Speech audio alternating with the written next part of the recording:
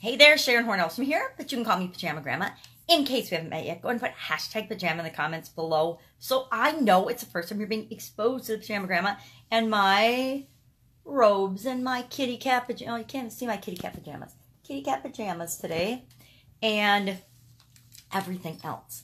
Well, I'm thinking about packing and moving and sneaking work in as I can. I spent this whole weekend packing up, and of course I'm not done because I have a big old house and I'm moving, and it's such a huge endeavor and a huge project, and I've got some help, but it's still up to me to decide what I'm going to keep and move on with me in my future and what I'm going to let go of and bless other people with.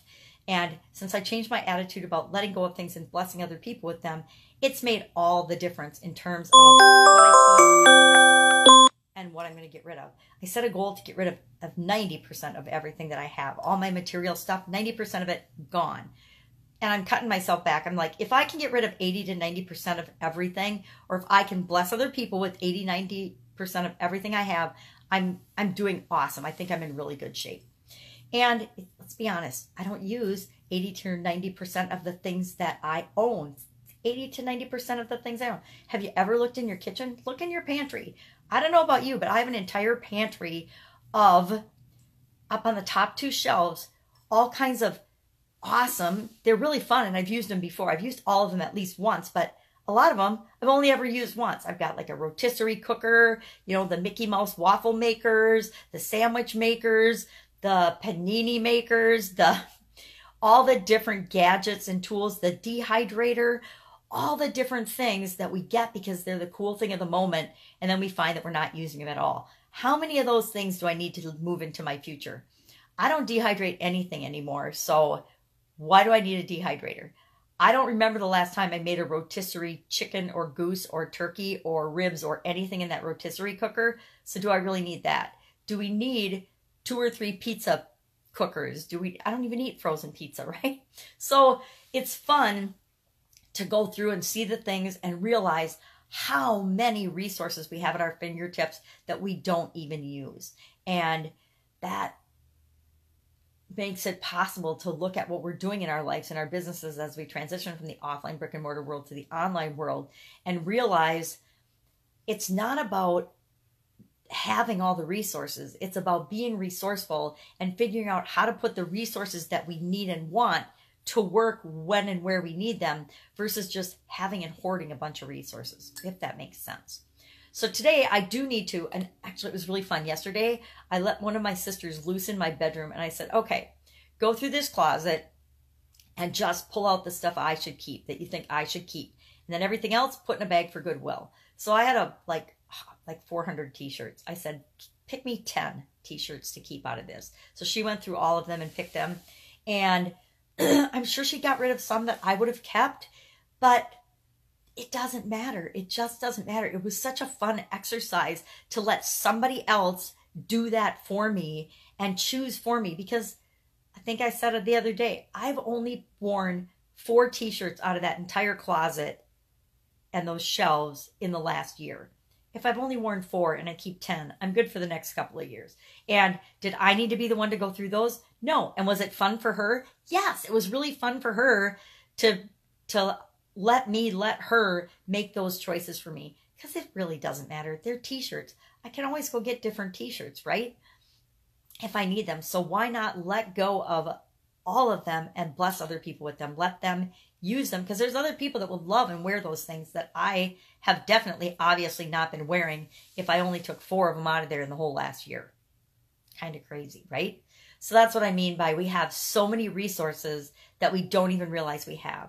And it's not about owning and personally possessing resources. It's about how do we put resources from the world to work for us and for our businesses and to make the world a better place. So I'm working on that today. I also need to catch up with a bunch of women from the Women's Summit. I've done, I think, probably 10 interviews. That means I got 20 more to go to get done this month. And I know that several of the interviewees happen to be on a cruise right now. So that means that's a week that I can't get them. And that's awesome. That's okay. but I will get them when they come back, and they'll be all excited and tan and happy from being on a cruise. So they'll love teaching us about getting customers and what they learned on the cruise about interacting with other people that are like-minded and forming relationships and partnerships that will move the world forward and make it a better place. But I do need to, as much as I want to, I still don't have my office done. I admit it. I think I started it on Friday, and it's light years better, but I still have probably at least, I want to say 25%, but I think that's a lie. I think I have at least 30% to go in my office. And I knew this was going to be my hardest room, which is part of why I let my sister loose on my bedroom, is because I knew this room was going to be the hardest for me, because it's got all of my past businesses stuff in it. And so I'm thinking about, well, what do I need to keep from these past businesses? What do I need to keep moving forward? And the truth is, I probably don't need to keep any of it, because it's always all in my brain. It's all a part of me and my experiences. But sometimes it's nice to have a piece of paper or a note or a process or something that triggers my memory, because as I look at some of this stuff, I forget all of the different things that I've done in my past. I think the older we get, the easier it is to forget. But I totally forgot that I taught a course at a university. I totally forgot that I did a couple of different network marketing things. I totally forgot about certain jobs and businesses that I've been in, and business partners I've had, and relationships that I've had in the past. It's just been kind of a fun reminder that we touch so many people's lives that we don't even realize, and how important it is to be us and to share what we can with other people and with the rest of the world.